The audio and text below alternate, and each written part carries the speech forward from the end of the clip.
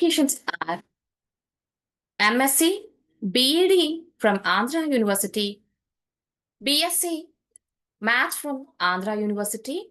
Madam, skills are public speaking and training delivery, time management and goal setting, real life teaching, relationship coach. Madam, work experience as previously she worked as a maths and science teacher. Now, life skills trainer and relationship coach. Wonderful Women Skills Life Academy 2022. Designed Women Empowerment Program. 100 plus web seminars for schools, organization, etc. 1000 plus individual personality developments. Web workshop for safe and unsafe touch time management and goal setting 2000 plus students. Certifications and trainings are Zone Individual, Motivational Trainer, Certified Speaker, Best Performance Award from JCI, Best Transformer Award from ICI, Best Motivator from ICI. Thank you, ma'am. The virtual dais is yours.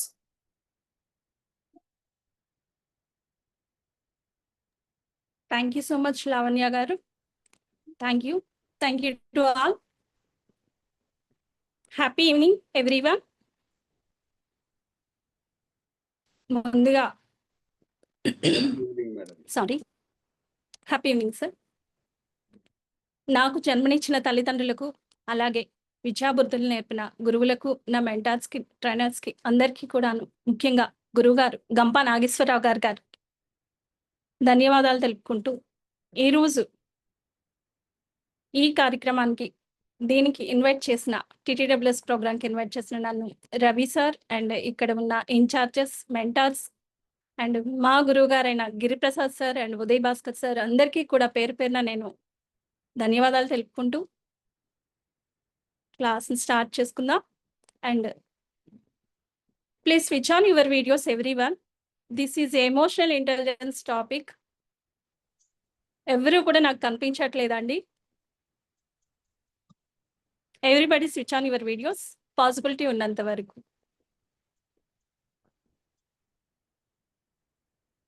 Okay, thank you so much sir.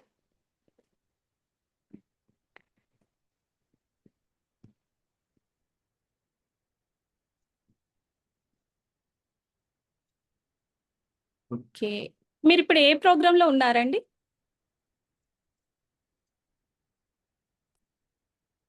ఇప్పుడు మీరు దేనికోసం ఇక్కడ join అయ్యారు? Train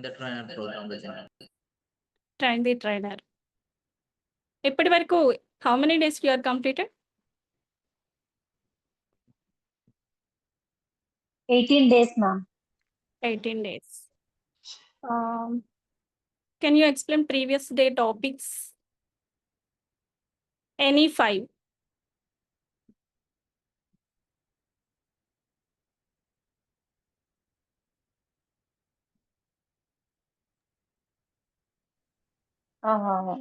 Art of unlearning.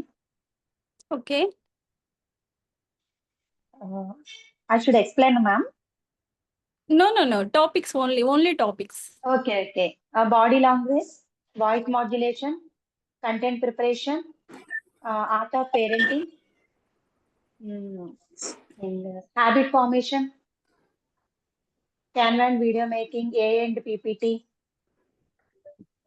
Yesterday's memory and acronyms. Memory and acronyms. Okay. Thank you so much. Thank you. Rajeshwari గారు, thank you అండి. Thank you, ma'am. యాక్చువల్గా మీ అందరికీ question అండి, అసలు TTWSలో ఎందుకు జాయిన్ అయ్యారండి? ఎందుకు జాయిన్ అవ్వాలనిపించింది మీకు?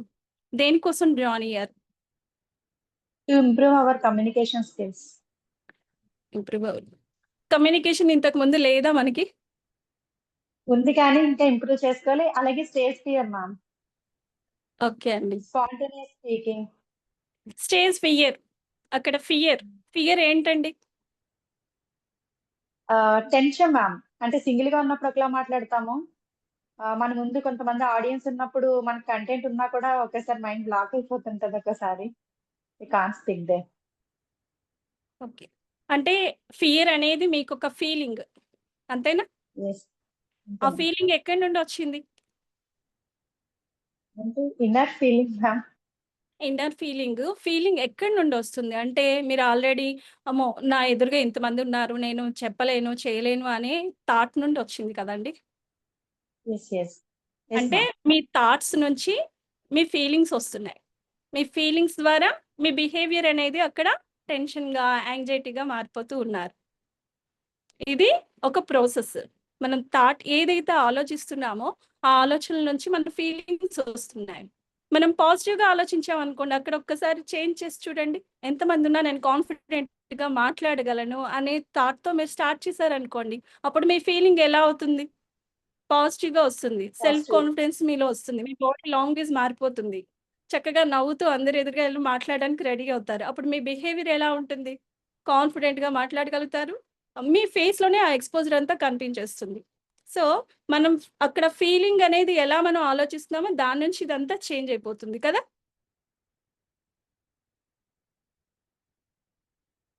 Am I audible? Yes ma'am. ఓహ్!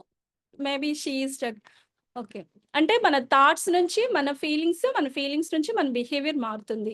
ఇలా మన ఎమోషన్స్ అనేవి టోటల్‌గా మన థాట్స్‌లో నుంచి ఇవన్నీ వస్తున్నాయి. మనకి మన బాడీలో బ్రెయిన్ అనేదుంది, మైండ్ అనేదుంది, మెమరీ అని ఉంది. ఇలా 3 కాన్సెప్ట్స్ ఉన్నాయి. ఐడియా ఉంది కదండీ అందరికిని? నిన్న మీరు మెమరీ అండ్ యాక్రోనిమ్స్ నేర్చుకున్నారు కాబట్టి, అక్కడ మీకు చెప్పబడే ఉంటుంది. బ్రెయిన్ అనేది ఎక్కడుంటుంది? మైండ్ ఎక్కడుంటుంది? మెమరీ ఎక్కడుంటుంది? ఎవరైనా చెప్పగలరా? మెమొరీ కూడా మన బ్రెయిన్‌లోనే ఉంటది మేడం. హ్మ్. Positive or negative thinking. Okay. Mind? Mind కూడా మన ఆలోచన మీద ఆధారపడి ఉంటది. Okay sir. ఇప్పుడు నేను బ్రెయిన్‌ని మనం టచ్ చేయగలమా ఫిజికల్‌గా? No ma'am. ఫిజికల్‌గా టచ్ చేయలేమా? మన బ్రెయిన్‌ని మనం టచ్ చేయలేము. కాకపోతే ఎవరైనా ఏదైనా యాక్సిడెంటల్ ఇన్సిడెంట్ జరిగేటప్పుడు వాళ్ళ బ్రెయిన్ బయటకొచ్చిందని మాట్లాడతారు కదా! అప్పుడు అంటే మనం చూడగలము, టచ్ చేయగలం కదా దాన్ని. యెస్. ఆ! And yes. మైండ్‌ని మనం ఏమైనా టచ్ చేయగలమా? No madam. That is emotional feeling I think. Emotional feeling. Yes ma'am. Okay. Emotional feelings అన్నారు కదా sir. Feelings what are the feelings? Feelings means feelings చాలా ఉంటాయి ఎటువంటి మేడం. పోనీ have you experienced any feelings? Please tell about that.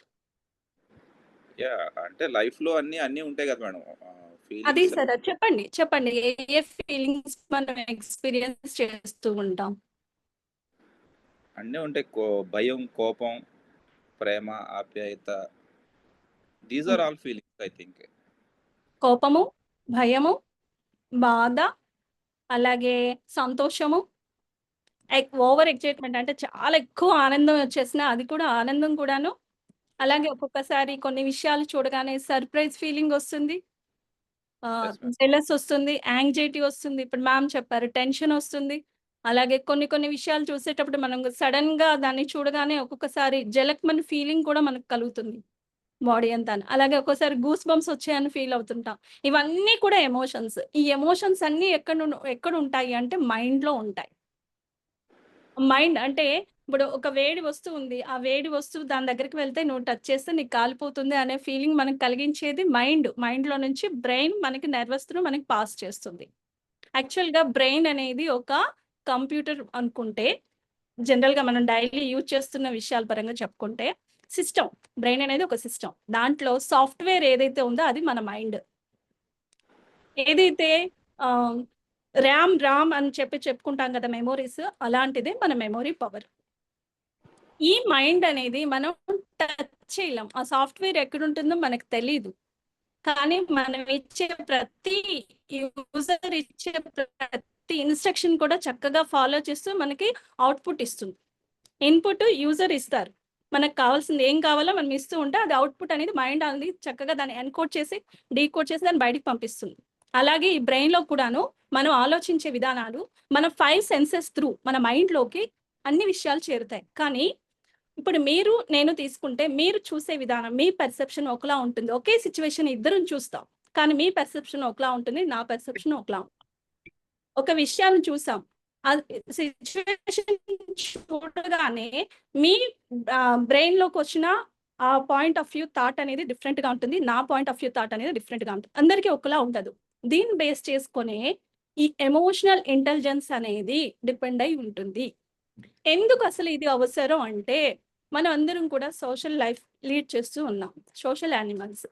నలుగురిలోకి వెళ్ళి మనం మాట్లాడాలన్నా ఒక ట్రైనర్గా ఇప్పుడున్న పొజిషన్లో మీరు ఇప్పుడు ఆఫ్లైన్ అయినాక మీరందరూ ఖచ్చితంగా కార్పొరేట్ ట్రైనర్స్ అవ్వాలి అనే గోల్తో మీరు అందరూ వచ్చారు కాబట్టి ఒక స్కూల్కి వెళ్ళినా ఒక కాలేజ్కి వెళ్ళినా ఎక్కడికి వెళ్ళినా మీరు చక్కగా ట్రైనింగ్స్ ఇచ్చేటప్పుడు మీరు ఎవరికైతే టీచ్ చేస్తున్నారో ట్రైనింగ్ ఇస్తున్నారో అక్కడ ఉన్న పర్సన్స్ ఎలాంటి వ్యక్తులు వాళ్ళని ఆధారంగా చేసుకుని నీడ్ అనాలిసిస్ చేసి వాళ్ళందరికీ కరెక్ట్గా అర్థమయ్యే విధంగా అందరికీ కామన్గా మనం చెప్పాల్సి వచ్చేటప్పుడు వాళ్ళ మైండ్ సెట్ని బేస్ చేసుకొని వాళ్ళకి అవసరమైన విధానంలో చెప్పాల్సి వచ్చినప్పుడు మనం కూడా మన ఎమోషనల్ ఇంటెలిజెన్స్ని కరెక్ట్ రెగ్యులేట్ చేసుకొని వెళ్ళాల్సి ఉంటుంది. సో ఈ ట్రైన్ ది ట్రైనర్ వర్క్షాప్లో ఎమోషనల్ ఇంటెలిజెన్స్ అనేది ఒక పార్ట్గా పెట్టడం జరిగింది. అండ్ ఇంకొకటి ఏంటంటే ఆఫ్టర్ కోవిడ్ ప్రతి ఒక్కరికి కూడా ఈక్యూ అనేది చాలా చాలా అవసరం. అంతకుముందు ఐక్యూ ఐక్యూ ఐక్యూ అనేది ఎక్కువగా వినబడేది. ఐక్యూ అంటే తెలుసు కదండి అందరికీ. ఐక్యూ అంటే ఏంటండి? Intelligent question. Intelligent question.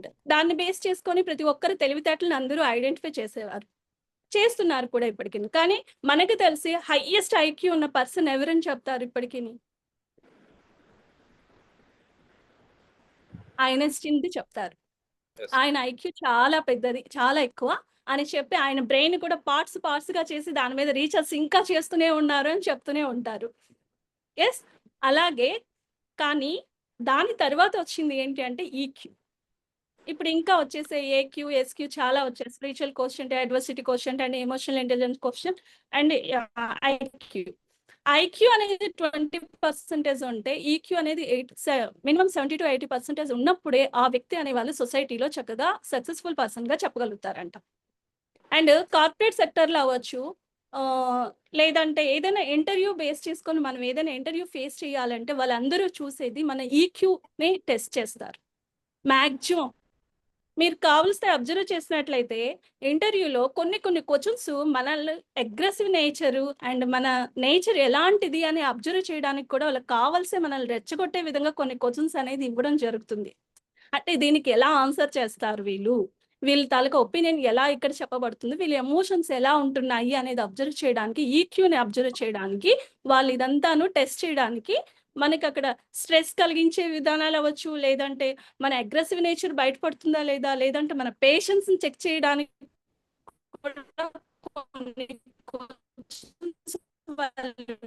వేసి మన ఈక్యూని టెస్ట్ చేస్తారు. సో వరకు వీటి గురించి అంత అవగాహన లేకపోయినా ఎవరికున్న ఎమోషనల్ ఇంటెలిజెన్స్ దాన్ని బట్టి బేస్ చేసుకుని వాళ్ళ ఫీలింగ్స్ని నలుగురిలో ఇలా ఉండాలి అలా ఉండాలని మన పెద్దవాళ్ళు చెప్పిన దాన్ని బట్టి అలా బేస్ అవుతూ వచ్చింది. కాకపోతే బిఫోర్ కోవిడ్, ఆఫ్టర్ కోవిడ్ ఏమైంది అంటే ఇంట్లోనే ఉండి చాలా వరకు మనందరం ఏంటంటే మన పేషెన్స్ని చాలా వరకు కోల్పోయాం. ఇది కరెక్టా కాదా?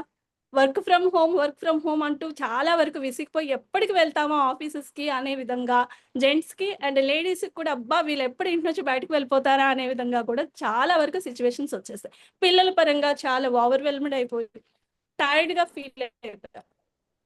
వీటన్నిటిని బేస్ చేసుకునేటంటే ఈ ఎమోషనల్ ఇంటెలిజెన్స్ అనేది చాలా అవసరం అనేది ఇప్పుడు ఖచ్చితంగా అందరూ తెలుసుకోవాలనే కాన్సెప్ట్తో ఈరోజు ముందుకు వచ్చాం.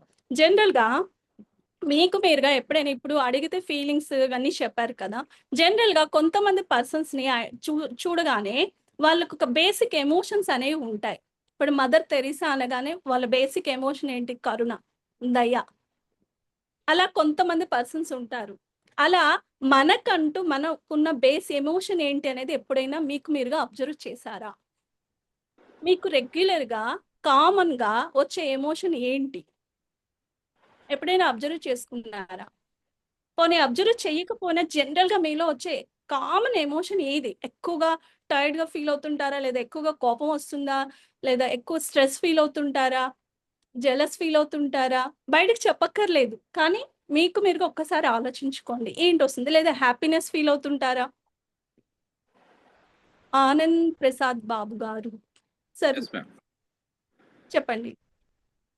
నాకైతే కోపం చాలా ఎక్కువ మేడం. అలాగే జాలి కూడా చాలా ఎక్కువ. ఈ ఓకే. రెండిటిని ఎలా మేనేజ్ చేయాలి?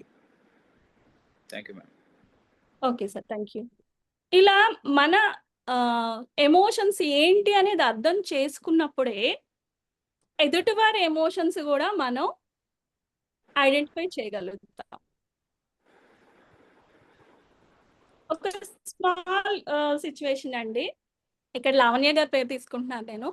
లావణ్య గారు సార్ వచ్చి ఇంతకుముందు ఒకసారి లావణ్య గారి హస్బెండ్‌కి ఆవిడ గోల్డ్ బ్యాంగిల్స్ కొనమని చెప్పారు. ఆయన ఏమన్నారంటే, ఇప్పుడు స్కూల్ ఫీజు అంత ఓవర్ లోడెడ్‌గా ఉంది కాబట్టి ఇప్పుడు తీసుకోలేను. అయినా ఇప్పుడు అంత అవసరం ఏంటి గోల్డెన్ బ్యాంగిల్స్ అవసరం లేదులే అని చెప్పి అవేం చేయాలి పెట్టెలో పెట్టుకోవడమే కదా! అవసరం లేదులే అని చెప్పి ఏదో ఆయన అప్పటికి కవర్ చేసేసారు. నెక్స్ట్ టైము ఒక 2, 3 మంత్స్ పోయాక ఆమె ఏం చెప్పారంటే సింపుల్ థింగే చెప్పారు. అప్పుడు ఆయన అవి కావాల్సి తీసుకోలేదు. సెకండ్ టైమ్ ఏం చెప్పారంటే ఆమె సింపుల్‌గా శారీ అనేది అంటే ఇప్పుడు వరలక్ష్మి వ్రతం వస్తుంది కాబట్టి ఎగ్జాంపుల్‌గా తీసుకున్నా. శారీ తీసుకోమని చెప్పారు. యాక్చువల్‌గా ఇంటెన్షన్ ఆయనకుంది తీసుకోవాలని. కానీ వర్క్ ప్రెషర్ వల్ల టైం లేక ఆ రోజు ఆమె ఏం చెప్పారంటే తనకి టైం లేక పూజ ముందు రోజు వరకు ఆవిడ ఇన్ఫార్మ్ చేయలేదు.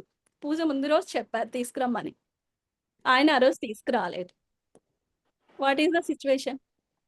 అక్కడ పొజిషన్ ఎలా ఉంటుందో ఒకసారి చెప్పగలరా ఎవరైనా?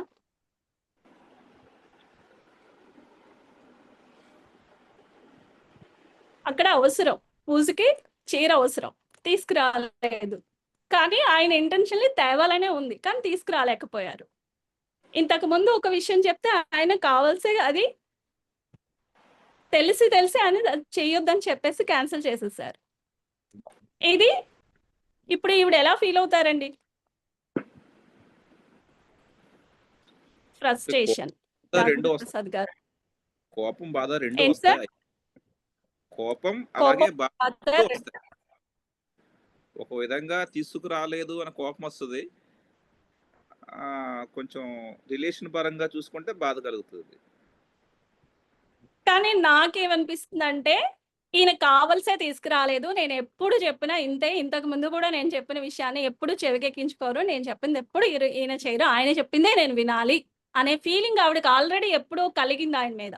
అదే కంటిన్యూ అవుతుంది కాబట్టి, ఈరోజు ఆయన తెస్తాననుకున్న వ్యక్తి కూడా తేలేకపోయినా, అదుగో మీరు అదే పొజిషన్‌లో ఉన్నారు కాబట్టి మీరు తీసుకురాలేదు. కావాల్సే మీరు తీసుకురాలేదు అని చెప్పి అక్కడ రియాక్ట్ అవ్వడం జరిగిపోతుంది. F2 మూవీ స్టార్ట్ అయిపోతుంది. అంటే మన ఎమోషన్స్ అంట ఎదుటి వారి మీద మనం ఆల్రెడీ వేసుకున్న ఒక లేబులింగ్ ఉంటుంది మనం. ఆ మనిషి, ఆ వ్యక్తి ఇటువంటి వారు అని ఒక లేబులింగ్ చేసుకొని పెట్టుకొని ఉంటాం. కొన్ని సిట్యుయేషన్స్, కొన్ని ఆహ్, సంఘటనల ఆధారంగా కొన్ని అంటే వాళ్ళిద్దరి మధ్య జరిగిన సిట్యుయేషన్స్, కొన్ని విషయాల ఆధారంగా ఈ వ్యక్తి ఇలాంటి వ్యక్తి.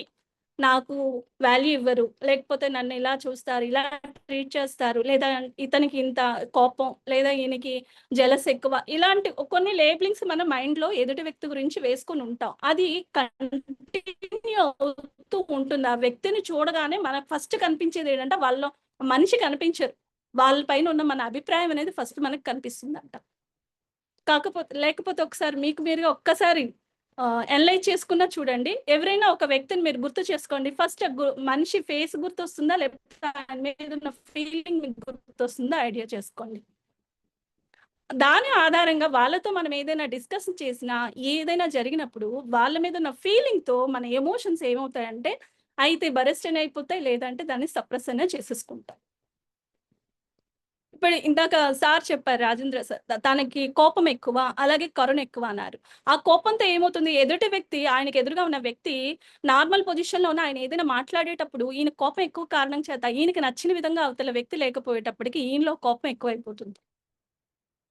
ఇలా మన ఎమోషన్స్ అనేవి మనలో ఉన్న ప్రాబ్లమ్‌తో పాటుగా ఎదుటి వ్యక్తుల పైన మనం ఏర్పరచుకున్న అభిప్రాయాల కారణంగా కూడాను మన ఎమోషన్స్ అనేవి బయటికి రావడం జరుగుతూ ఉంటుంది. అండ్ ఈ ఎమోషన్స్కి కొన్ని బ్యారియర్స్ ఉంటాయి.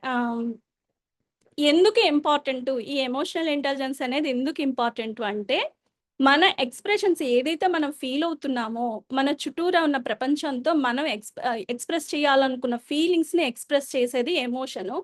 దీనికి థాట్స్ మన ఎదుటి వ్యక్తి గురించి మనం ఏం థాట్ చేస్తున్నామో దాని ఆధారంగా ఫీలింగ్స్ వస్తే దాని ఆధారంగా మన బిహేవియర్ అనేది చేంజ్ అవుతుంది అని చెప్పుకున్నాం. దీనికి ఎమోషనల్ ఇంటెలిజెన్స్ ఎలా ఇంప్రూవ్ చేసుకోవాలి, ఎందుకు అవసరం అంటే ఒక పర్సన్తో మనం కమ్యూనికేట్ చేయడం కోసం అది ఎక్కువగా అవతల వ్యక్తిని అర్థం చేసుకొని మాట్లాడడం అనేది చాలా ఇంపార్టెంట్. ఆ అర్థం చేసుకోవడానికి మనకు ఈ ఎమోషనల్ ఇంటెలిజెన్స్ అనేది చాలా చాలా ఇంపార్టెంట్. సో మనం అందరం కూడా ఎమోషనల్ ఇంటెలిజెన్స్ అనేది నేర్చుకోవాల్సిన అవసరం దీనికోసం ఉంది. దీనిపైన కొన్ని అపోహలు కూడా ఉన్నాయి.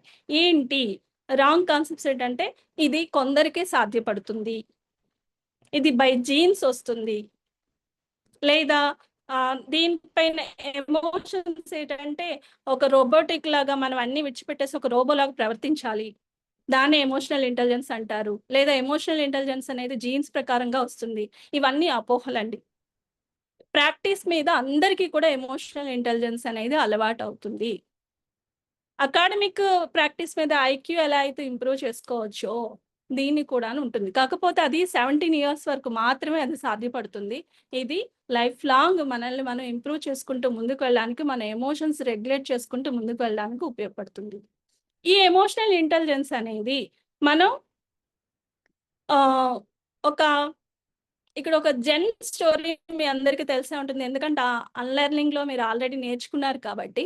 ఒక కప్ అనేది ఓవర్ఫ్లో అవ్వకుండా మనం ఎప్పటికప్పుడు దాన్ని కంప్లీట్ అయిపోతున్న దాన్ని ఎప్పటికప్పుడు క్లీన్ చేసుకుంటూ మనల్ని మనం అందులో నింపుకుంటూ రావాలి. అంటే ఫర్ ఎగ్జాంపుల్ మనం ఇల్లు ఎలా అయితే ఇటుకలతో చక్కగా మంచి హౌస్ని ఎలా అయితే కట్టుకుంటున్నామో మనకున్న ఎమోషన్స్ని కూడాను మనలో ఉన్న ఈ బూజుని ఎప్పటికప్పుడు దులుపుకుంటూ పోవాలి. ఈ నెగటివ్ ఎమోషన్స్ ఏవైతే ఉంటున్నాయో వాటన్నిటిని ఎప్పటికప్పుడు దులుపుకుంటూ మంచిగా దీన్ని క్లీన్ చేసుకుంటూ ఎవ్రీ వీక్ ఇల్లుని ఎలా అయితే క్లీన్ చేస్తామో మన మైండ్ని కూడా ఎప్పటికప్పుడు క్లీన్ చేసుకుంటూ ముందుకు వెళ్ళాలి.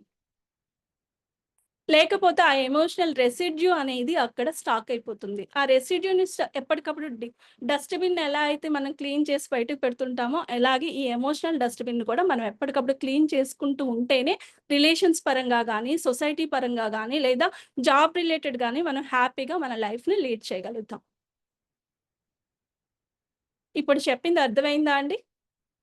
ఈ ఎమోషనల్ డస్ట్బిన్ క్లీన్ చేయడం అంటే ఏంటంటే మీలో వస్తున్న నెగటివ్ ఎమోషన్స్ ఏవైతే ఉంటున్నాయో లేదా ఒక ఎదురుగా ఉన్న వ్యక్తి పైన మీరు పెట్టుకున్న అభిప్రాయాలు ఏవైతే ఉన్నాయో వాటన్నిటిని కూడా ఎప్పటికప్పుడు అరేంజ్ చేసుకుంటూ నార్మల్ సిచ్యువేషన్లోకి తీసుకురావాలి. అది రావాలి అంటే ఎమోషనల్ ఇంటెలిజెన్స్లో ఒక 5 కాంపోనెంట్స్ ఉన్నాయి. ఫస్ట్ది వచ్చి సెల్ఫ్ అవేర్నెస్. సెల్ఫ్ అవేర్నెస్ అంటే మీ మీద మీకు మనలో ఉన్న మనం ఎవరితో ఏం మాట్లాడుతున్నాం, మనకు వస్తున్న ఎమోషన్స్ ఏంటి, మన ఎమోషన్స్ మనం ఎంతవరకు జాగ్రత్తగా లీడ్ చేయగలుగుతున్నాము, అండ్ మన లైఫ్ స్టైల్స్ ఏంటి, లైఫ్ స్టైల్ పాజిటివ్గా వెళ్తుందా లేదా నెగిటివ్గా వెళ్తుందా, ఈ ఎమోషన్స్ బేస్ చేసుకొని మనం ఏ విధంగా లైఫ్ని లీడ్ చేస్తున్నాం, దాన్ని బేస్ చేసుకొని ఎదుటి వ్యక్తిని కూడా మనం ఏ దృక్కోణంతో చూస్తున్నాము, ఏ పర్సెప్షన్తో చూస్తున్నాము అనేది మనకు మనంగా అవేర్నెస్ చేసుకోవాలి. ఇక్కడ ఎమోషనల్ ఇంటెలిజెన్స్ అనేది ఫస్ట్ మనలో మనకి ప్రయాణం చేయడం అని చెప్తాను నేను. మనలో మనకి ప్రయాణం చేసుకుంటూ మనల్ని మనం ఫస్ట్ అర్థం చేసుకుంటూ ఆ తర్వాత ఎదుటి వ్యక్తి, అది మన వైఫ్ అవ్వచ్చు, స్పౌజ్ అవ్వచ్చు, పిల్లలు అవ్వచ్చు, లేదా పేరెంట్స్ అవ్వచ్చు, ఎవరైనా సరే ఫస్ట్ మనల్ని మనం అర్థం చేసుకోవాలి. మనలో ఉన్న ఏర్పడుతున్న పాజిటివ్ ఎమోషన్సా నెగటివ్ ఎమోషన్సా, ఏ సిచ్యువేషన్ అప్పుడు మనం ఎలా రియాక్ట్ అవుతున్నామా రెస్పాండ్ అవుతున్నామా, ఏదైనా జరిగితే మనం తొందరగా రియాక్ట్ అవుతున్నామా రెస్పాండ్ అవుతున్నాం, దాన్ని బట్టి కూడా మీ ఎమోషన్స్ని మీరు నెగటివ్ వేలో ఉన్నాయా పాజిటివ్ వేలో ఉన్నాయా అనేది అర్థం చేసుకోవాలి. ఇక్కడ రెస్పాండ్కి రియాక్ట్కి తేడా తెలుసు కదా సార్? ఎవరైనా డిఫరెన్స్ చెప్పగలుగుతారా?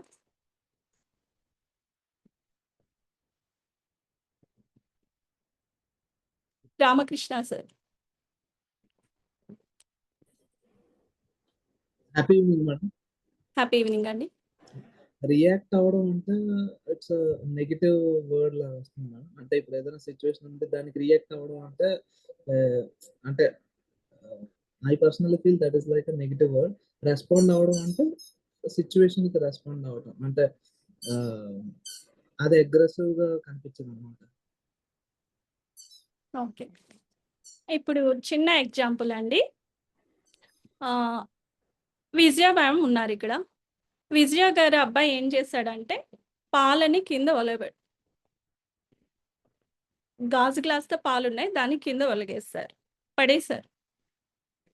పాలన్నీ చెల్లాచెదురు అయిపోయి గ్లాస్ కూడానే గాజు ముక్కలు మొత్తం చెల్లాచెదురుగా పడాయి. అక్కడ ఆవిడ ఏ విధంగా ఫీల్ అవుతారండి? రియాక్ట్ అవుతారా, రెస్పాండ్ అవుతారా? React ma'am. రియాక్ట్. ఎందుకు రియాక్ట్ అవుతారు?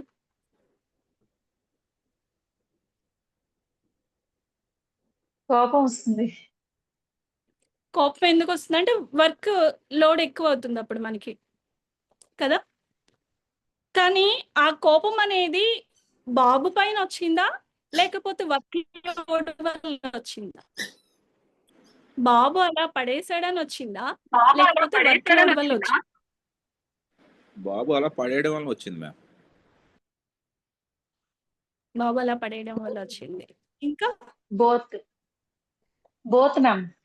పడేయడం వల్ల plus work load. Work load అంటే తను ఆల్రెడీ ఫ్రస్ట్రేషన్తో ఓవర్వెల్మ్డ్గా తన వర్క్ లోడ్ ఎక్కువ అవుతుంది. యాక్చువల్గా ఇంట్లో అన్ని పనులు చేసుకుంటూ మల్టిపుల్ రెస్పాన్సిబిలిటీస్ చూసుకుంటూ పిల్లల్ని తను రెడీ చేసి స్కూల్కి పంపించాల్సిన టైంలో అబ్బాయి ఎలా పడేశాడు అనుకుంటే సిచ్యువేషను అప్పుడు ఏమవుతుంది, ఇటు స్కూల్కి టైం అవుతుంది, అటు ఇవి క్లీన్ చేసి తను పిల్లల్ని పంపించాలి. కానీ ఈ వర్క్ లోడ్ వల్ల బాబు పైన ఒకేసారి తను రియాక్ట్ అయిపోతారు, కోప్పడిపోతారు. కానీ అలా కాకుండాను ఓకే అయిందేదో అయింది నాన్న, నువ్వు రెడీ అయ్యి స్కూల్కి వెళ్ళు అని చెప్పడాన్ని రెస్పాండ్ అంటారు. అంటే అక్కడ సిచ్యువేషన్ అర్థం చేసుకొని మన ఎమోషన్స్ని కొంచెం ఒకసారి ఆగి మాట్లాడినట్లయితే దాన్ని రెస్పాండ్ అంటారు. రియాక్ట్ అంటే ఏంటంటే వెంటనే మనం మనలో ఉన్న ఫీలింగ్స్ని బయటికి బరస్ట్ చేస్తూ కేకలు వేయడం, షౌట్తో అరుస్తూ మాట్లాడాన్ని రియాక్టింగ్ అంటారు.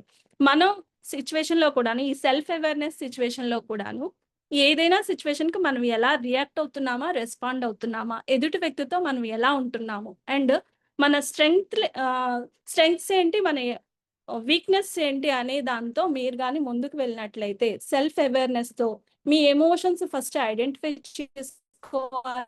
సెల్ఫ్ అవేర్నెస్లో identify your emotions and identify the situation. మీకు ఎదురుగా జరిగిన సంఘటనని ఒకసారి అర్థం చేసుకోవడానికి ప్రయత్నించండి. మిమ్మల్ని మీరు ఐడెంటిఫై చేసుకోండి అండ్ మీ స్ట్రెంగ్త్ ఏంటి అండ్ మీ లిమిట్స్ ఏంటి, మీ బలం మీ బలహీనతలను తెలుసుకొని ఎదుటి వ్యక్తితో ఎలా బిహేవ్ చేయాలి, అక్కడ రియాక్ట్ అవ్వాలా రెస్పాండ్ అవ్వాలా అనేది తెలుసుకొని ముందుకు వెళ్ళినట్లయితే అక్కడ ఆ సంఘటన ఆధారంగా మీ ఎమోషన్స్ని మీరు ఇంటెలిజెంట్గా వాడిన వాళ్ళు అవుతారు. సెల్ఫ్ అవేర్నెస్లో ఫస్ట్ పాయింట్ ఏంటంటే recognise your emotions and identify the situation and know your strengths and weakness.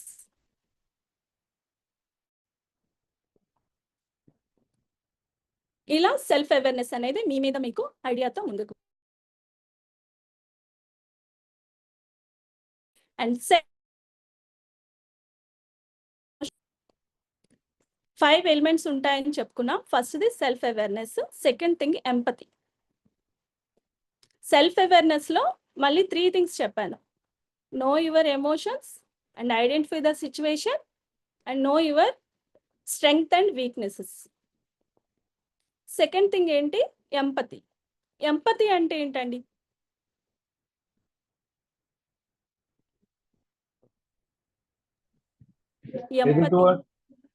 ఎదుటివాడిని అర్థం చేసుకొని దానికి రియాక్ట్ అవ్వడం. అంటే ఏదన్నా జరిగింది అనుకున్నప్పుడు అవతల ఎందుకు చేశాడు అలా అనేది మనం ఎస్టిమేషన్ వేసి దాని పరంగా మనం రియాక్ట్ అవ్వాలి. Okay, thank you sir. Empathy అనేది మళ్ళీ 3 టైప్స్ ఉంటుందండి. కాగ్నిటివ్ ఎంపతి, ఇప్పుడు మీరు చెప్పింది ఎదుటి వారిని అర్థం చేసుకుంటూ మనం ముందుకు వెళ్ళడం. అలాగే అక్కడ సిచ్యువేషన్ ఏం జరిగింది, వాళ్ళ షూస్లో మనం కాలు పెట్టి ఆలోచించడం, వాళ్ళ పొజిషన్లో ఉండి మనం ఆలోచించడాన్ని ఎంపతి అంటారు. దీంట్లో 3 టైప్స్ ఏంటి అంటే cognitive empathy and physical empathy, compassionate empathy. Cognitive empathy అంటే వాళ్ళు ఎందుకు అలా చేస్తున్నారు, రీజన్ ఏంటి అనేది ఒకసారి ఆలోచించడం. అండ్ ఇప్పుడు ఇక్కడ మ్యామ్ సిచ్యువేషన్ చెప్పుకున్నాం, శారీ అది ఎందుకు ఆయన చేశారు అనేది ఒక్కసారి ఆవిడ ఆలోచిస్తే ఆయన వర్క్ ప్రెజర్ వల్ల తీసుకురాలేకపోయారు అని ఆగొచ్చు. అక్కడ ఎక్కువగా బరిస్ట్ అవ్వకుండా ఆలోచించి okay without sorry I will do puja అని చెప్పేసి తను ముందుకు వెళ్ళొచ్చు. అలాగే ఇక్కడ పాలు బాబు ఒలగవేశాడంటే అక్కడ కూడాను వాడు పొరపాటున జారవిడ్చాడు కాబట్టి నో ఇష్యూ, సరే నువ్వు వెళ్ళు, నా పని నేను చేసుకుంటాను, నాకు ఎలాగూ తప్పదు అనుకోవడం కామన్. అలా వాళ్ళు ఎందుకు చేశారు, వాళ్ళు కావాల్సి చేస్తున్నారా లేకపోతే బై మిస్టేక్ జరుగుతుందా అనేది మనం అర్థం చేసుకోవడం కాగ్నిటివ్ అంటే థింకింగ్ ప్యాటర్న్తో అర్థం చేసుకో కాగ్నిటివ్ ఎంపతి అంటారు. సెకండ్ ఫిజికల్ ఎంపతి అంటే వాళ్ళ ఫిజికల్ స్ట్రగుల్స్ని కూడాను, అంటే కొన్ని సిచ్యువేషన్స్ చెప్తాం మనం. ఇప్పుడు బయటకు కనిపించిన కొన్ని పెయిన్స్ ఉంటాయి మన బాడీలో, ఇప్పుడు స్టమక్ ఏక్ కానీ, హెడ్ ఏక్ కానీ, మైగ్రేన్ కానీ ఇలాంటివి, అవి ఎవరికైతే వస్తాయో ఆ పెయిన్ వాళ్ళకే తెలుస్తుంది. అవునరా చాలా ఇబ్బందిగా ఉంటుంది ఈ టైంలో నాకు తెలుసు అని మనం ఫీల్ అవ్వడం, వాళ్ళ పెయిన్ని చెప్తాం కానీ చాలా స్ట్రగుల్ ఫేస్ చేయాలి ఈ పెయిన్ వచ్చేటప్పుడు అని మాట్లాడడం అనేది వాళ్ళ ఫిజికల్ పెయిన్ మనం కూడా ఫీల్ అవుతూ చెప్పడం అనేది ఫిజికల్ ఎంపతి అంటారు. అండ్ థర్డ్ వన్ వచ్చి కంపాషనేట్ ఎంపతి అంటే అసలు మనం ఒక ఎవరికి చేస్తున్నాము, ఎందుకు చేస్తున్నాము అని తెలుసుకొని చేయడం. ఏదైనా వాళ్ళకి ఎంపతి చూపిస్తున్నాము అంటే ఎవరి వైపు చూపిస్తున్నాం, ఎందుకు మనం చేస్తున్నామని మనల్ని మనం ఒక ఐడియాతో ఆలోచిస్తూ చేయడాన్ని కంపాషనేట్ ఎంపతి అంటారు. ఈ ఎంపతి మళ్ళీ యపతి ఉంటుంది, ఎంపతి ఉంటుంది, సింపతి ఉంటుంది. వీటి 3 డిఫరెన్స్ తెలుసు కదండి. యపతి అంటే ఎమోషన్స్ అసలు పట్టించుకోరు, వాళ్ళకి అవసరం లేదు, ఎదుటివారి ఎమోషన్స్ అసలు పని లేదు, నేను పట్టిన దానికి 3 కుందేలని వాదించే వాళ్ళు ఎపథెటిక్ అంటారు. సింపతి అంటే సానుభూతి చూపించడం, అయ్యో అలా జరిగిందా అవునా అని మనం అక్కడ ఏమి చెయ్యకపోయినా మాటలతో వాళ్ళని సింపతి చూపించడం. ఎంపతి అంటే వాళ్ళ ప్లేస్లో ఉండి వాళ్ళ పొజిషన్, వాళ్ళ బాధను మనం అర్థం చేసుకుంటూ ఫీల్ అవడాన్ని ఎంపతి అంటారు. ఈ ఎంపతిలో మళ్ళీ 3 టైప్స్ చెప్పుకున్నాం ఇప్పుడు. Cognitive empathy, physical empathy, compassionate empathy. ఇది first one self awareness, second one empathy. Third one వచ్చి మీకు self regulation. Third one self regulation. Self regulation అంటే మనకి ఇక్కడ చెప్పుకున్న 4 ఎలిమెంట్స్లో ఫస్ట్ది మీకు చెప్పండి, self awareness, self regulation, next empathy, third one self regulation. Self regulation మనం ఇక్కడ కంపాషనేట్ ఎంపతిలో చెప్పుకున్నట్టు మాదిరిగానే మనం ఎవరికి హెల్ప్ చేస్తున్నాం, ఏం చేస్తున్నాం అనేది ఆలోచించుకుంటూ అసలు ఎందుకు చేస్తున్నాము, అది అవసరమా కాదా అనేది మనం ఒకసారి ఆలోచించి ఒక పాస్ తీసుకొని, లేదా ఒకవేళ ఎవరి మీదైనా మనం బర్స్ట్ అవుతున్నా, ఎమోషనల్గా బర్స్ట్ అవుతున్నా, ఇది అవసరమా, ఇప్పుడు మనం ఇంత రియాక్ట్ అవ్వడం అవసరమా, లేదా ఇంత రెస్పాండ్ అవసరమా లేదా, ఒక పాస్ తీసుకుంటూ దాని యొక్క విషయాన్ని ఒకసారి అర్థం చేసుకొని మనం దాన్ని రెగ్యులేషన్ చేసుకొని ముందుకు వెళ్ళడాన్ని సెల్ఫ్ రెగ్యులేషన్ అంటారు.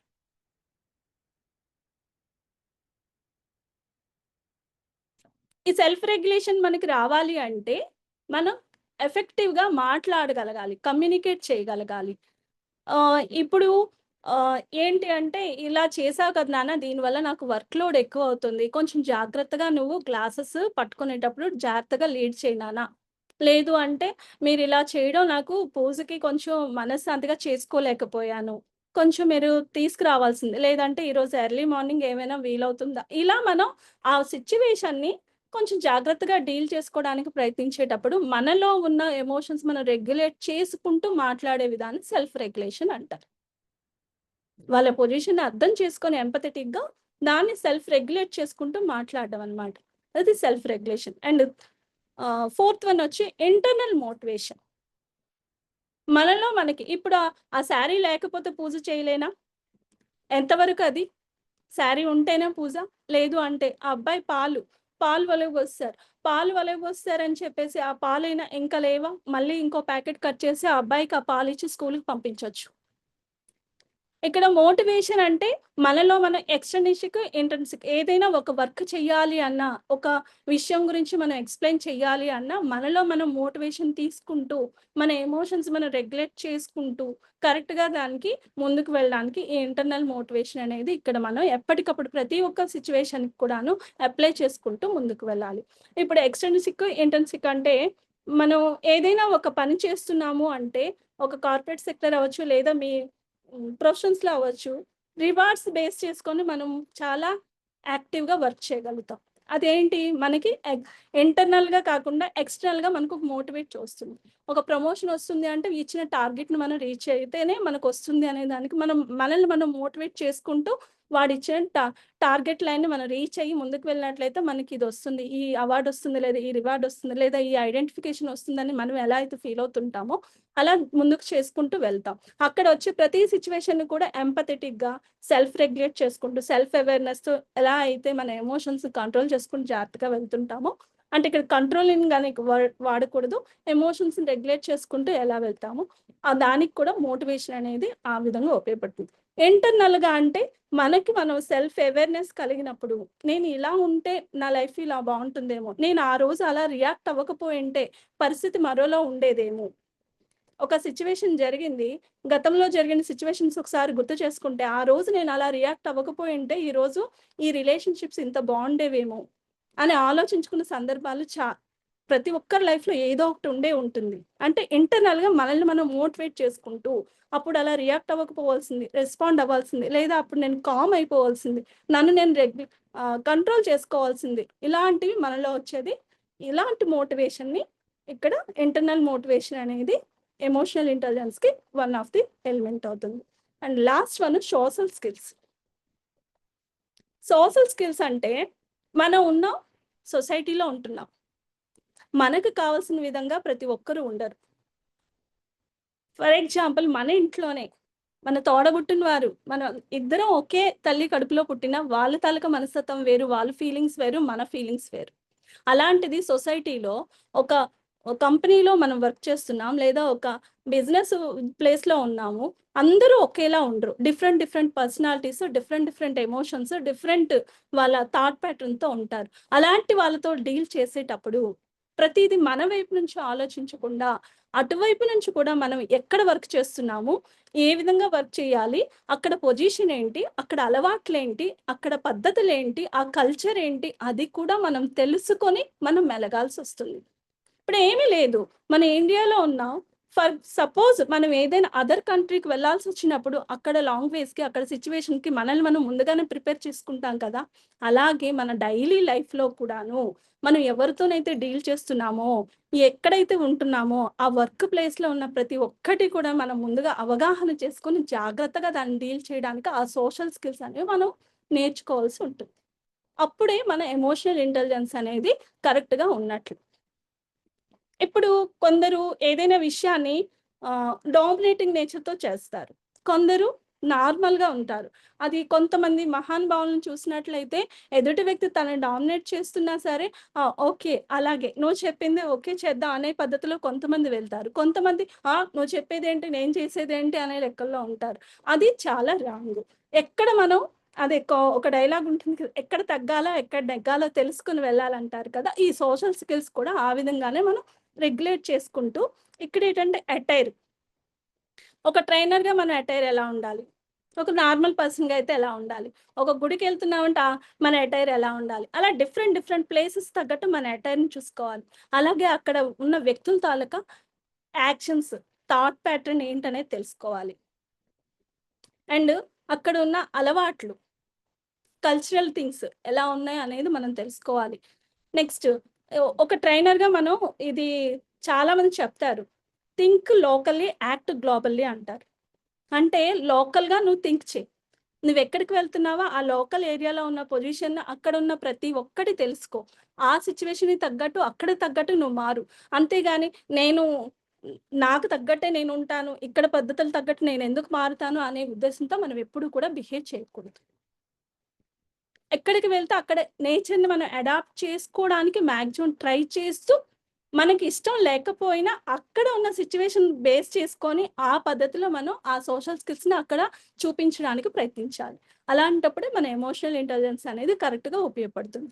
ఇలా మన ఎమోషనల్ ఇంటెలిజెన్స్ని మనం కవర్ చేసుకోవడానికి self awareness, empathy, self regulation, internal motivation and social skills అనేవి ఈ 5 ఎలిమెంట్స్ అనేవి వెరీ వెరీ ఇంపార్టెంట్. అండ్ వీటికి బ్యారియర్స్ కొన్ని ఉన్నాయి. ఈ 5 ఎలిమెంట్స్కి ఎమోషనల్ ఇంటెలిజెన్స్కి 5 కాంపోనెంట్స్ మనం ఏవైతే డెవలప్ చేసుకోవాలనుకుంటున్నామో వాటికి బ్యారియర్స్ కొన్ని ఉన్నాయి. అవి ఏంటి అంటే సెల్ఫ్ రిఫరెన్స్. ఏంటి అంటే ఏదైనా సిచ్యువేషన్ జరిగిందనుకోండి, చాలామంది నేనే కారణం, నా వల్లే అయింది, నేనే చేశాను అంటే అది పాజిటివ్ అవ్వచ్చు, నెగిటివ్ అవ్వచ్చు. చాలామంది నెగిటివ్గా ఆలోచించే వాళ్ళు కూడా అలాగే ఆలోచిస్తారు. పాజిటివ్గా అయితే నేను ఉండడం కారణంగానే అయింది, నేను లేకపోతే ఎవరు చేయగలరు, నేనున్నాను కాబట్టే అది రీచ్ అయ్యాం. ఇలా మాట్లాడే వాళ్ళు కూడా చాలామంది ఉంటారు. అంటే వాళ్ళు డామినేటింగ్ నేచర్ అనేది అక్కడ ఎక్కువగా చూపించడం కారణంగా వాళ్ళలో ఉన్న ఎమోషనల్ ఇంటెలిజెన్స్ అనేది అక్కడ బ్యారియర్గా ఉంటుంది.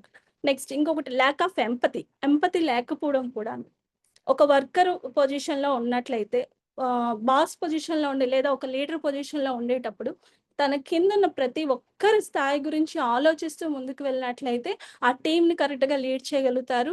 ఒక లీడర్గా చక్కగా ప్రతి ఒక్క కార్యక్రమాన్ని ముందుకు తీసుకెళ్ళగలుగుతారు. కానీ అలా కాకుండాను వాడేంటి, నేను చెప్పింది చేయకపోవడం ఏంటి అనే పద్ధతిలో ఆలోచించారనుకోండి, ఎంపథెటిక్ నేచర్ లేకపోయినప్పుడు చాలా ప్రాబ్లమ్స్ ఫేస్ చేయాల్సి వస్తుంది.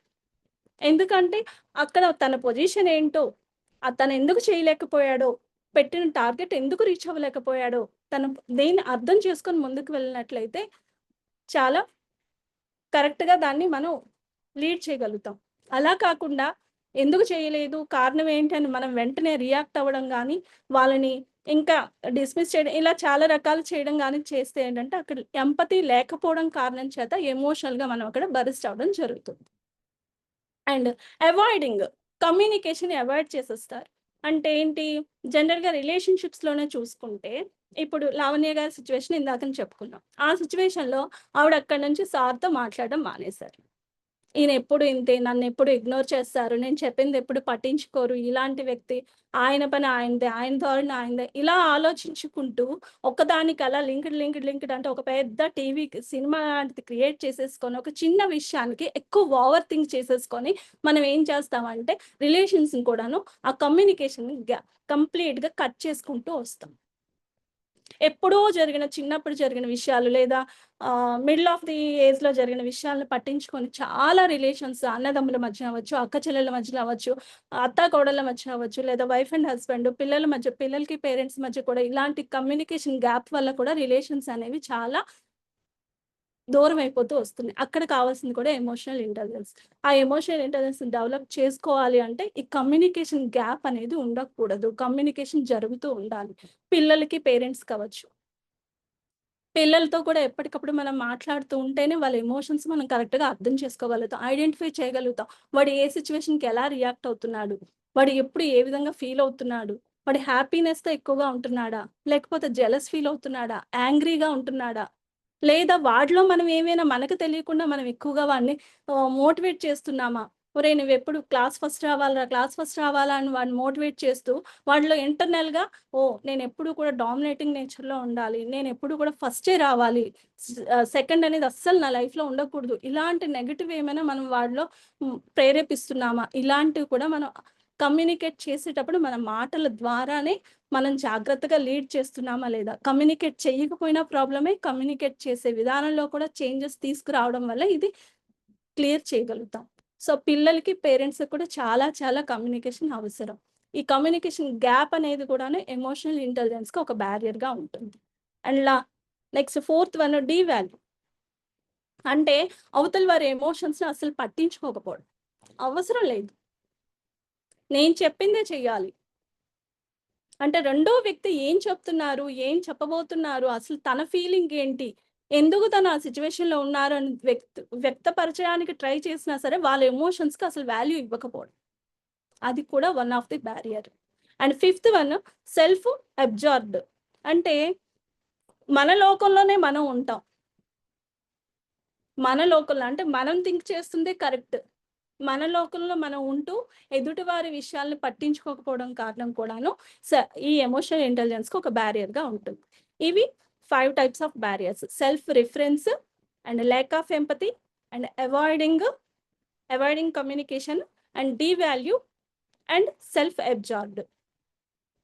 అయితే ఇప్పుడు ఈ ఎమోషనల్ ఇంటెలిజెన్స్ ఎలా డెవలప్ చేసుకోవాలి? దీనికి చేయాల్సింది ఏంటంటే జర్నలింగ్. ప్రతి ఒక్కటి కూడాను జర్నలింగ్ చేయాలి. మీలో ఏర్పడుతున్న ప్రతి ఎమోషన్‌ని, అంటే ఇంతకు ముందు రోజుల్లో మనకు డైరీ అలవాటు అనేది చాలా వరకు ఉండేది. మార్నింగ్ నుంచి ఈవినింగ్ వరకు పడుకునే ముందు ప్రతి ఒక్కరు కూడా డైరీ మెయింటైన్ అనేది చేసేవారు. ఏం జరిగింది? ఎటువంటి సిట్యుయేషన్స్ జరిగాయి? అటువంటి టైంలో మనం ఎలా రియాక్ట్ అయ్యాము? అవన్నీ రాసుకునేవారు. అది ఇప్పుడు మనకు అలవాటు తప్పిపోయింది. కానీ అది ఒక్కసారి అలవాటు చేసుకుంటే మనలో ఏర్పడిన ఎమోషన్స్ ఏంటి? అక్కడికి ఒక 2, 3 డేస్ తర్వాత మళ్ళీ చదివామనుకో, అయ్యో! ఇది ఇంతగా రియాక్ట్ అవ్వాల్సిన సిట్యుయేషన్ కాదే, కానీ నేను ఎందుకు అలా రియాక్ట్ అయ్యాను అనేది కూడా మనకే కలుగుతుంది ఒక్కొక్కసారి. సో, జర్నలింగ్ అనేది అలవాటు చేసుకోవాలి. ప్రతి ఒక్కరి గురించి మనం ఏం ఫీల్ అవుతున్నాం? మనలో ఉన్న ఫీలింగ్స్ ఏంటి? మన ఎక్స్‌ప్రెషన్స్ ఏంటి? మనలో ఏర్పడుతున్న ఈ ప్రాబ్లమ్స్‌ని క్లియర్ చేసుకోవడానికి రాస్తూ ఉండడం కారణం చేత మనలో కూడా థింకింగ్ ప్యాటర్న్ అనేది డెవలప్ అవుతుంది. అండ్ ఫర్‌గివ్‌నెస్ అనేది అలవాటు చేసుకోవాలి. క్షమించే గుణం. ప్రతి ఒక్కటి జరిగిన ప్రతీది కూడా ఆలోచిస్తూ దాన్ని అలాగా సాగదీసుకుంటూ పోకుండా ఎక్కడిదక్కడ మనం కట్ చేసుకుంటూ ఫర్‌గివ్‌నెస్ నేచర్ అనేది అలవాటు చేసుకోవడం కారణం చేత ఈ ఎమోషనల్ ఇంటెలిజెన్స్ పరంగా మనం చాలా వరకు కరెక్ట్ వేలో వెళ్ళగలుగుతాం. అండ్ కామన్‌గా చెప్పేది మెడిటేషన్. మన బ్రీతింగ్ మీద ఫోకస్ చేసుకుంటూ, ఇది మన సనాతన ధర్మం నుండి వస్తున్నదే. జీవితానికి మోక్షం కావాలి అంటే మనలో ఉన్న అన్ని కోపతాపాలన్నీ విడిచిపెట్టి ముందుకు వెళ్ళినట్లయితేనే మనకు సాగుతుంది. అది ఎలా రావాలి అంటే ఈ ధ్యానం మీద మనం ఫోకస్ చేయాలి. మెడిటేషన్ మీద బ్రీతింగ్ మీద ఫోకస్ చేసి మెడిటేషన్ చేయగలిగితే మీలో వస్తున్న ఈ అనవసరపు ఆలోచనలు గానీ, ఎక్కువగా వస్తున్న ఆలోచనల్ని కంట్రోల్ చేయగలుగుతారు. ఇలా ఈ 3 పద్ధతుల ద్వారా అండ్ హోపోనోపోనో టెక్నిక్ అని ఎన్ఎల్‌పిలో చెప్తారు. హోపోనోపోనో టెక్నిక్ అంటే ఇక్కడ చెప్పుకున్నదే. ఏంటి? ఫస్ట్‌ది ఏంటంటే ప్లీజ్ ఫర్‌గివ్ మీ. అంటే నేను చేసిన తప్పులు తెలిసి గాని, తెలియక గాని ఎదుటి వారికి నేను ఇబ్బంది పెట్టినట్లయితే దాన్ని క్షమించమని యూనివర్స్‌తో చెప్పుకోవడం. అంటే ఒక పేపర్ మీద మీరు జర్నలింగ్ చేస్తూ మీకు మీరుగా చెప్పుకుంటూ రాసుకోవడం. Please forgive me. ఈరోజు నేను ఈ విధంగా బిహేవ్ చేశాను. సారీ ఫర్ దిస్ అని చెప్పి యూనివర్స్‌కి చెప్పుకుంటారు. మీ ఆత్మసాక్షికి తెలిసే ఉంటుంది మీరు ఎంతవరకు చేశారని. అది రాసుకోండి. Please forgive me. I am sorry. Thank you and I love you అని చెప్తూ ఈ హోపోనోపోనో టెక్నిక్ అని ఈ 4 స్టెప్స్ ఉంటాయి. వీటిని ఫాలో అవుతూ కూడాను ప్రతి సిట్యుయేషన్ మీ రిలేషన్స్ పరంగా అవ్వచ్చు, అండ్ మీ ప్రొఫెషనల్‌గా అవ్వచ్చు, పర్సనల్‌గా అవ్వచ్చు, ప్రతి ఒక్కదానికి దీన్ని అప్లై చేసుకుంటూ ముందుకు వెళ్ళినట్లయితే మనలో ఉన్న ఈ ఎమోషన్స్‌ని, నెగెటివ్ ఎమోషన్స్ అన్నిటిని కూడాను కంట్రోల్ చేసుకొని ముందుకు వెళ్ళగలుగుతాం. This is my today topic. Thank you so much everyone. If you have any doubts, please ask.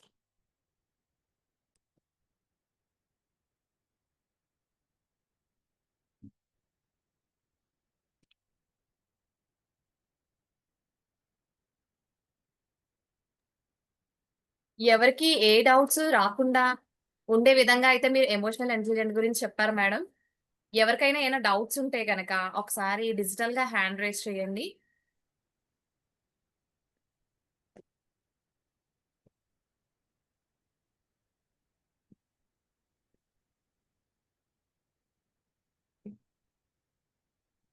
Anand Prasad గారు హ్యాండ్ రైజ్ చేశారు మేడం. సార్ మీరు అన్‌మ్యూట్ చేసుకొని మీ క్వెషన్ అడగండి. Yes madam. Thank you madam. Thank you so much madam. చాలా బాగా చెప్పారు. అంటే emotional intelligence అనేది ఫస్ట్ ఆఫ్ ఆల్ అంటే ఇప్పుడున్న సిట్యుయేషన్ బట్టి వైఫ్ అండ్ హస్బెండ్‌కి చాలా ఎక్కువగా ఉంటుంది madam.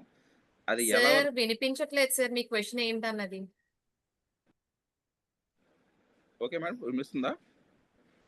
Yes, sir. You are audible, sir. You are audible. Please, sir. Thank you sir. Thank you. అంటే ఎమోషనల్ ఇంటెలిజెన్స్ అనేది ఎక్కువ నౌఎడేస్‌లో ఈ వైఫ్ అండ్ హస్బెండ్ మధ్యన బాగా ఎక్కువగా ఉంటుంది కదా! దానికి ఎలాగా మనం Prasad sir, yes ma'am. Ma'am Lavanya sir me ma'am వినిపిస్తుంది మ్యామ్. మీ సైడ్ ఏదైనా ప్రాబ్లమ్ ఉందేమో మ్యామ్. రికార్డింగ్ మేడం ఆఫ్ చేస్తారా? మేడం